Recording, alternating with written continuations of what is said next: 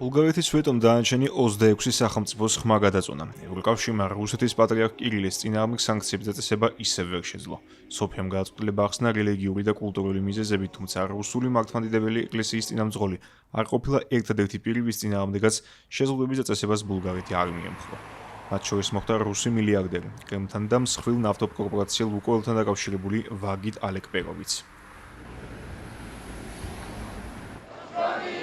ბულგარული მხარის ეს ვეტო სრულიად მოსალოდნელი იყო ევროპული სახელმწიფოებისთვის განსაკუთრებით მას შემდეგ, რაც ქვეყნის ექს-პრეზიდენტმა რუმენ რადევმა საპარლამენტო არჩევნები მოიგო და ახლა პრემიერ-მინისტრის თანამდებობაზე გაცილებით დიდი მანდატით სარგებლობს.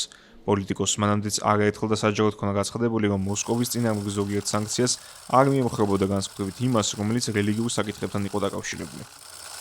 ამ განცხადებების შემდეგ ევროკავშირის წევრი ქვეყნების ლიდერების უმეტესობა მიიჩნია, რომ ვიქტორ ორბანის ბუდაპეშტის ნაცვლად ბრიუსელს ახალ წინააღმდეგად შეხვდებოდა რუმენ რადევის სოფია.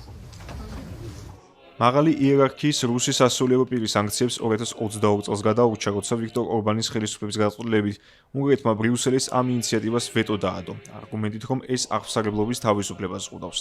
თავისი რელიგიური და პოლიტიკური განცხადებებით პატრიარქი კირილე რუსეთში საკმაოდ გავლენიანი ფიგურაა, ევროპაში კი ასთა სხვადასხვაობას იწვევს.